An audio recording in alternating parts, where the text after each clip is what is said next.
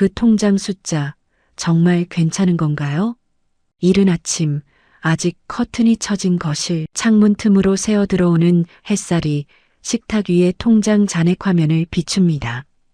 한 어르신이 돋보기를 고쳤으며 숫자를 다시 들여다봅니다. 옆에 앉은 아내가 조용히 묻습니다. 이번 달도 빠듯하겠네. 어르신은 아무 말도 하지 않습니다.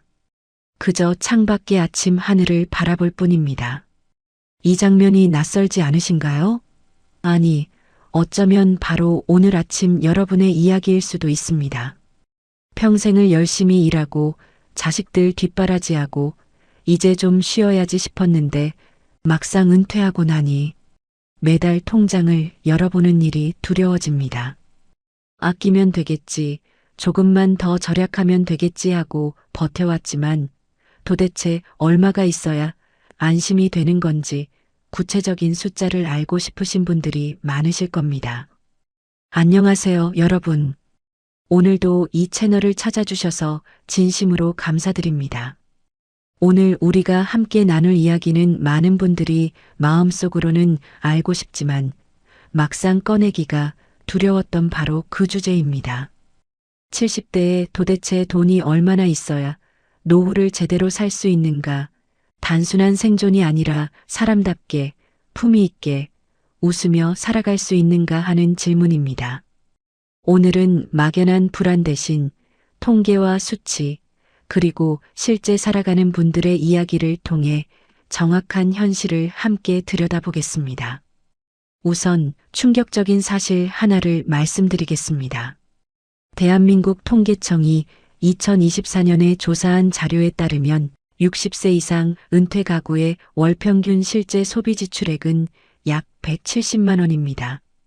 그런데 같은 해 국민연금공단이 조사한 70대 부부의 적정 생활비, 즉 남들처럼 평범하게 살기 위해 필요한 최소한의 돈은 월 235만 원입니다.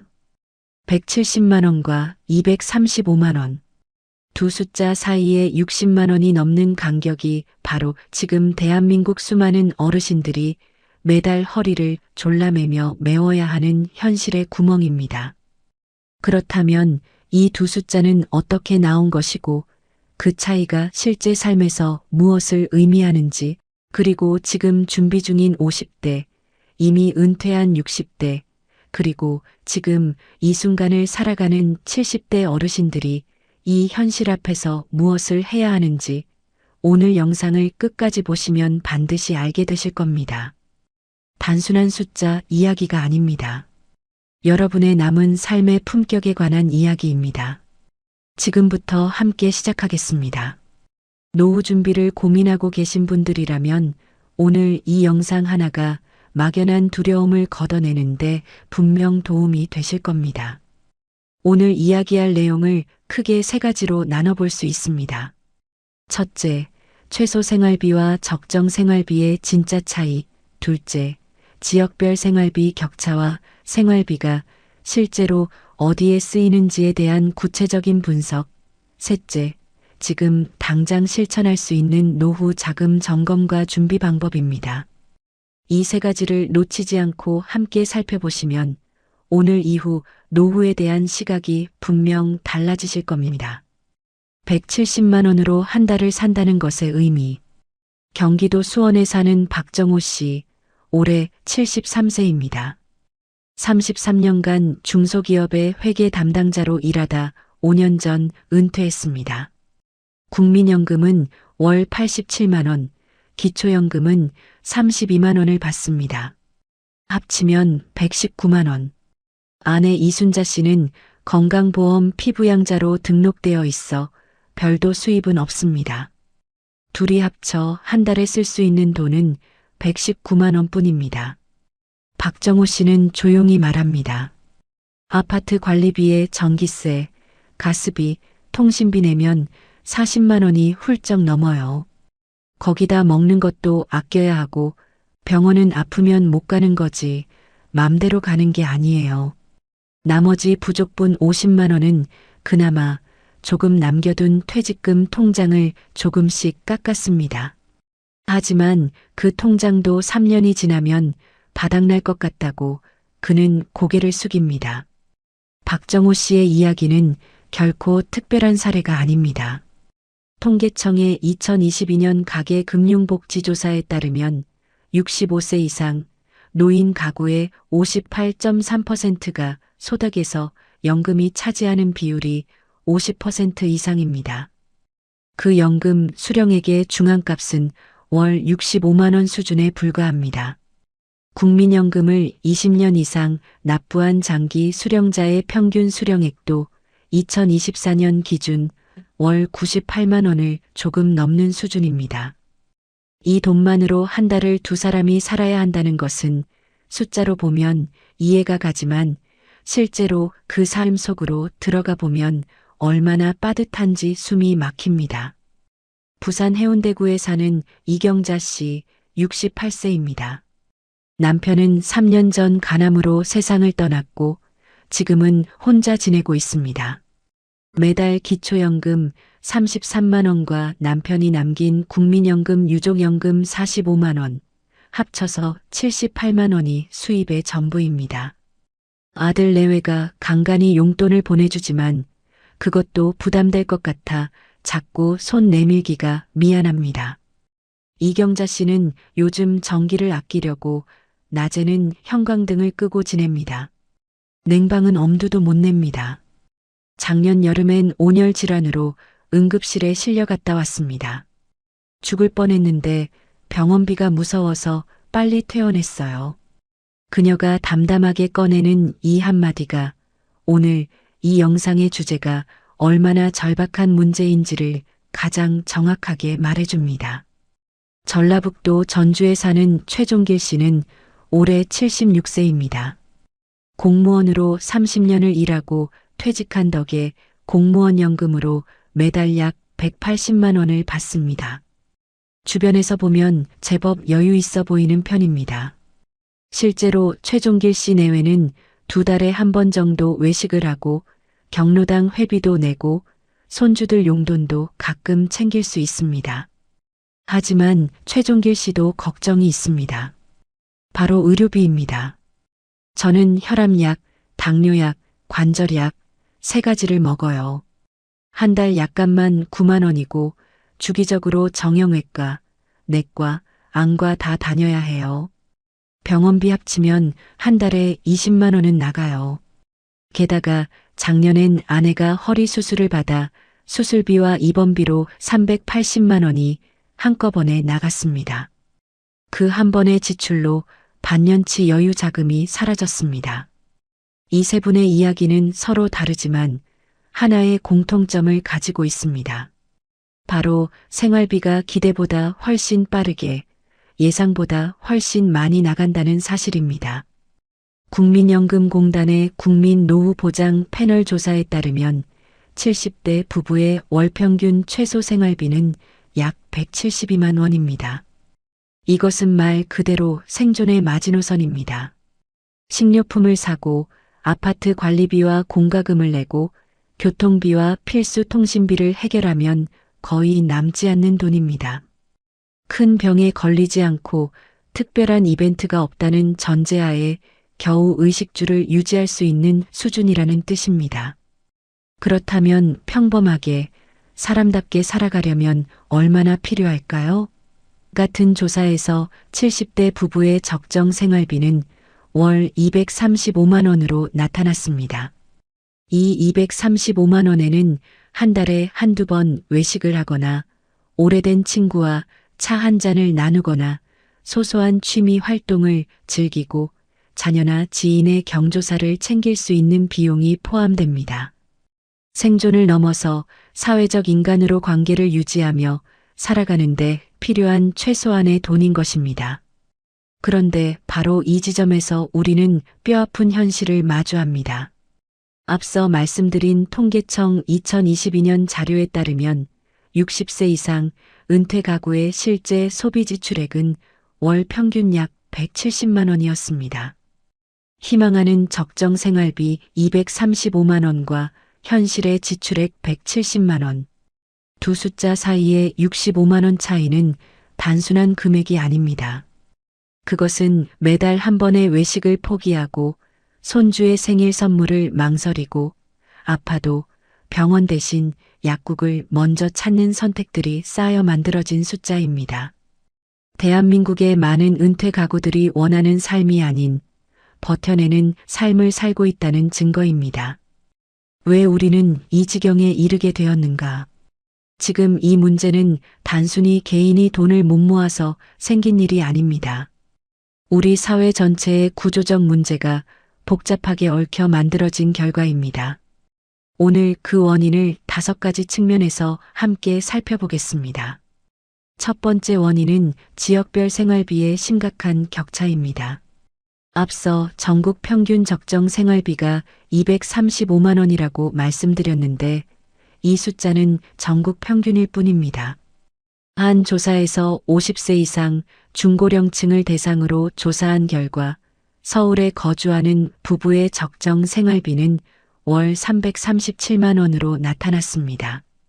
광역시 지역은 월 299만 원, 그 외 시군 지역은 월 284만 원이었습니다. 서울에 사느냐, 지방 소도시에 사느냐에 따라 필요한 노후 생활비가 무려 50만 원에서 100만 원까지 차이납니다. 수십 년간 서울에서 살아온 분들이 노후에 갑자기 생활비가 싼 지방으로 이사가는 것은 현실적으로 쉽지 않습니다. 사회적 관계망, 자녀와의 거리, 의료 인프라까지 포기해야 하기 때문입니다. 결국 서울 거주 노인 가구의 경우 전국 평균보다 100만 원 이상을 더 확보해야 그나마 평균적인 삶이 가능하다는 뜻입니다. 두 번째 원인은 의료비의 예측 불가능성입니다. 70대가 되면 신체 노화는 거스를 수 없는 현실입니다. 대한노인병학회 자료에 따르면 70세 이상 어르신의 약 87.2%가 한 가지 이상의 만성질환을 가지고 있습니다. 고혈압, 당뇨, 관절염, 골다공증, 치매 전 단계까지 이 질환들은 한 번 생기면 평생 관리해야 하는 지출입니다. 문제는 이 의료비가 꾸준히 오른다는 것입니다. 건강보험 보장이 강화되었다고 하지만 비급여 항목, 상급병실료, 간병비까지 포함하면 큰 수술 한 번에 수백만 원이 순식간에 나가는 경우가 비일비재합니다.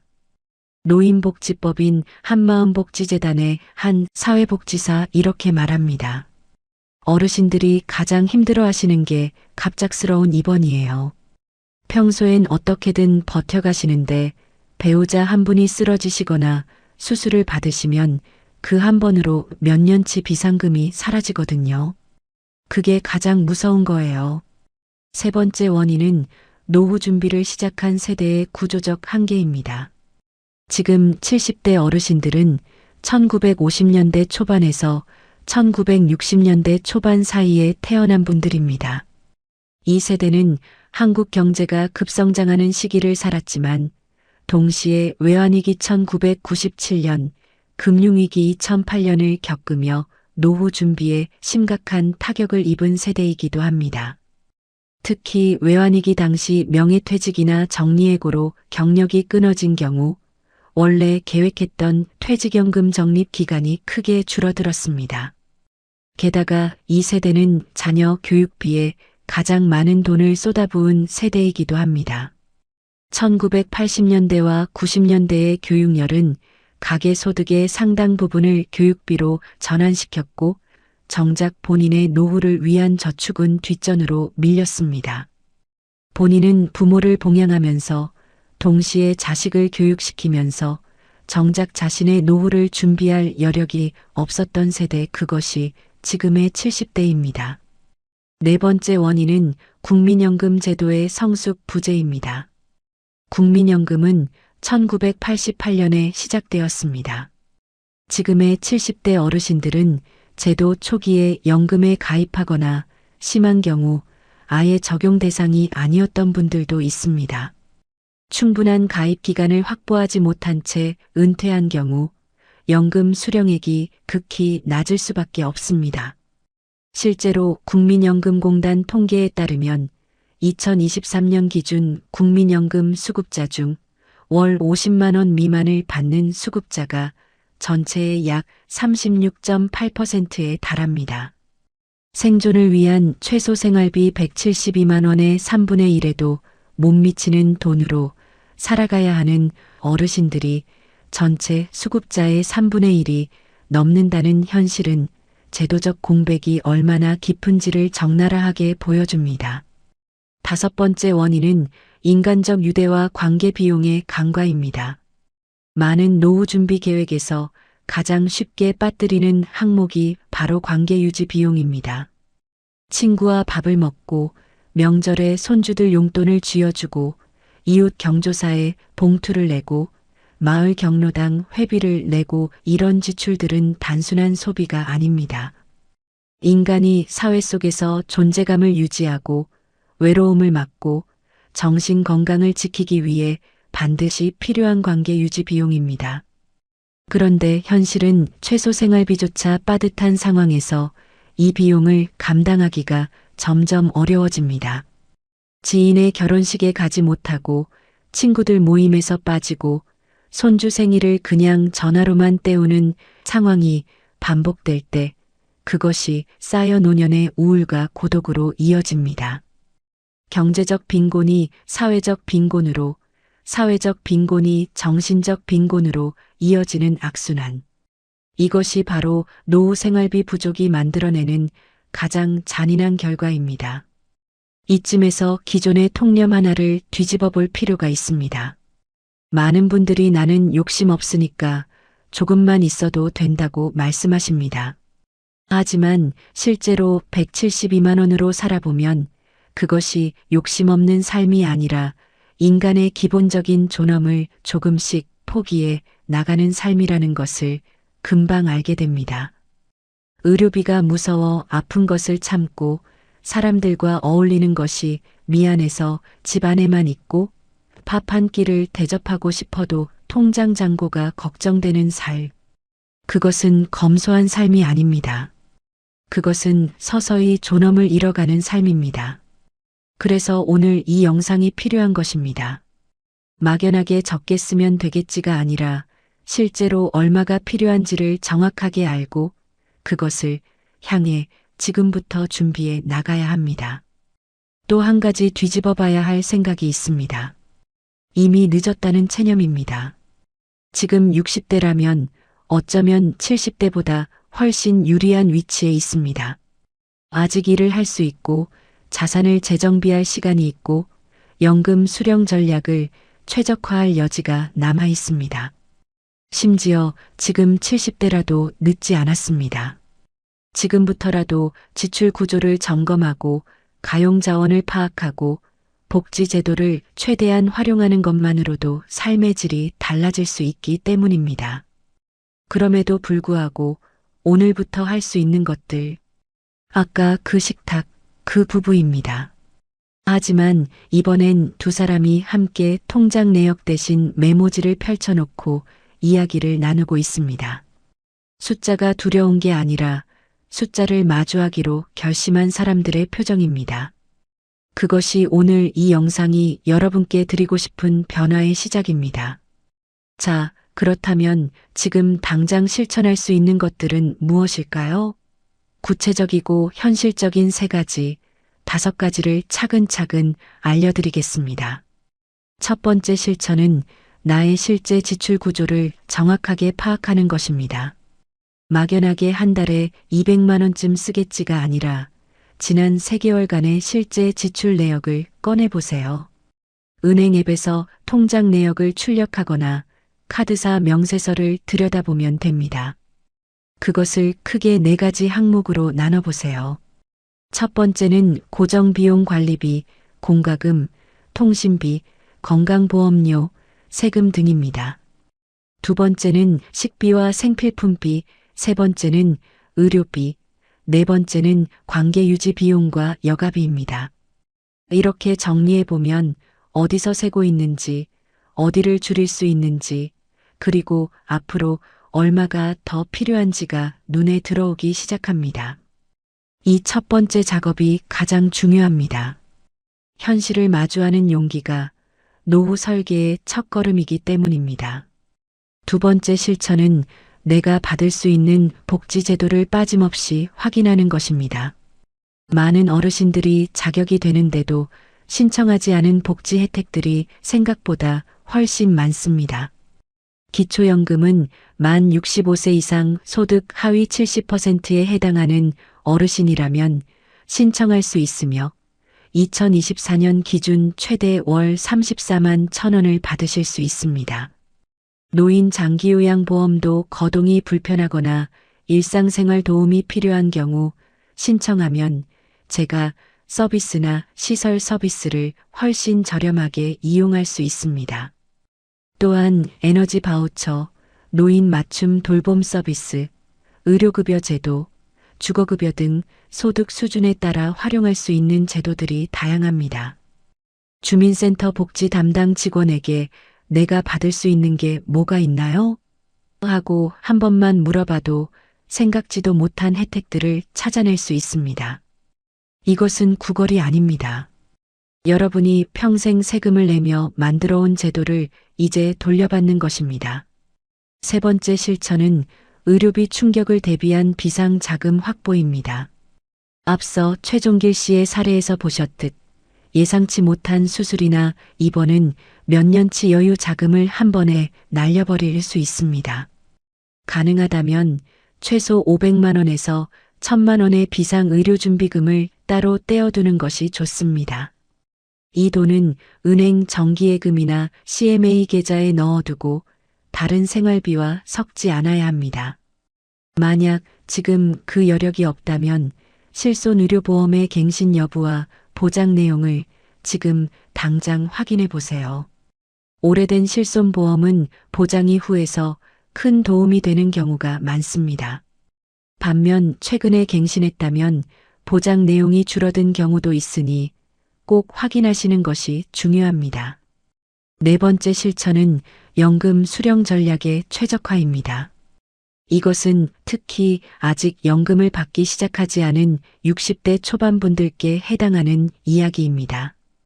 국민연금은 조기 수령할 경우 1년 앞당길 때마다 6%씩 감액됩니다. 반대로 연기 수령을 선택하면 1년 늦출 때마다 7.2%씩 증액됩니다. 즉 65세에 받을 수 있는 연금을 70세까지 미루면 무려 36%가 늘어납니다. 건강 상태와 가족력, 다른 소득원의 유무에 따라 어느 쪽이 더 유리한지는 개인마다 다릅니다. 하지만 건강하고 다른 소득원이 있다면 연기 수령이 장기적으로 더 유리한 경우가 많습니다. 국민연금공단 콜센터나 가까운 지사에 가시면 맞춤형 상담을 무료로 받으실 수 있습니다. 다섯 번째 실천은 그리고 이것이 어쩌면 가장 중요한 실천입니다만 관계를 유지하고 삶의 의미를 붙잡는 것입니다. 노후에 돈만큼이나 중요한 것이 있습니다. 바로 매일 아침 오늘 하루를 살아갈 이유를 느끼는 것입니다. 돈이 부족하면 사람들로부터 멀어지고 싶어집니다. 모임에 나가면 밥값 걱정이 되고 경조사에 가면 봉투 생각이 먼저 납니다. 하지만 이 외로움의 함정에 빠지지 않아야 합니다. 돈이 조금 모자라도 사람들과 함께하는 방법은 반드시 있습니다. 동네 경로당, 복지관의 무료 프로그램, 함께 걷기 모임, 종교 공동체 이런 곳들이 돈 없이도 관계를 이어갈 수 있는 울타리가 되어줍니다. 연구에 따르면 사회적 고립은 하루 담배 15개비를 피우는 것만큼 건강에 해롭습니다. 사람과의 연결이 곧 건강이고 건강이 곧 의료비 절약이 되는 셈입니다. 지금 50대라면 아직 가장 많은 선택지가 열려 있습니다. 지금부터 10년간 매달 50만 원씩 저축한다면 6천만 원이 모입니다. 거기에 이자와 투자 수익까지 더해지면 훨씬 든든한 노후 자금이 됩니다. 지금 당장 가계부를 꺼내보시고 비상금 통장을 새로 만들어 보세요. 오늘 이 영상을 보신 그날이 여러분의 노후 준비가 달라지는 날이 될 수 있습니다. 지금 이미 70대라면 이렇게 생각해 주세요. 준비가 부족했다고 해서 그것이 여러분의 잘못이 아닙니다. 격동의 시대를 살면서 자식들을 먹이고 입히고 공부시키느라 정신없이 달려온 삶이었을 것입니다. 이제는 자신을 위해, 남은 자신의 시간을 위해 조금 더 소리를 내어도 됩니다. 복지 서비스를 찾아도 되고 지원을 요청해도 됩니다. 그것은 당당하게 받아야 할 권리입니다. 마지막으로 이 채널을 보고 계신 모든 분들께 한 가지를 부탁드립니다. 오늘 이 영상을 보신 후 주변의 어르신 한 분에게 이 내용을 공유해 주세요. 부모님이 계신다면 부모님께, 이웃 어르신이 계신다면 그분께. 이런 제도가 있어요. 이렇게 준비하면 돼요라는 말 한마디가 누군가의 노후를 바꿀 수 있습니다. 오늘 영상이 도움이 되셨다면 구독 버튼을 눌러주시고 좋아요도 꼭 눌러주세요. 그리고 여러분의 한 달 생활비 목표가 얼마인지, 지금 노후 준비가 어떻게 되고 있는지 댓글로 편하게 나눠주시면 제가 직접 하나하나 읽고 답글 달겠습니다. 여러분의 이야기가 이 채널을 살아있게 만드는 가장 소중한 힘입니다. 마지막으로 드리고 싶은 말. 여러분, 오늘 이 영상을 끝까지 봐주셔서 진심으로 고맙습니다. 솔직히 말씀드리면 오늘 이야기는 즐거운 이야기가 아니었습니다. 숫자는 냉정했고 현실은 뼈아팠습니다. 172만 원, 235만 원, 337만 원, 그 숫자들이 마음에 무겁게 남아있을 분도 계실 겁니다. 하지만 이것만큼은 꼭 기억해 주십시오. 현실을 정확하게 아는 것이 두려움의 시작이 아니라 변화의 시작입니다. 지금 이 숫자를 마주한 용기 있는 당신은 이미 그냥 불안만 느끼는 사람보다 한 걸음 앞에 있습니다. 알아야 준비할 수 있고 준비해야 누릴 수 있습니다. 평생을 일하고 키우고 버텨왔습니다. 이제는 그 삶의 마지막 장을 당신이 원하는 방식으로 써내려갈 차례입니다. 겨우 생존하는 노후가 아니라 웃으며 누리는 노후를 위해 오늘부터, 지금부터 작은 것 하나부터 시작해 보세요. 당신의 노후는 아직 끝나지 않았습니다. 오히려 이제 진짜 시작입니다.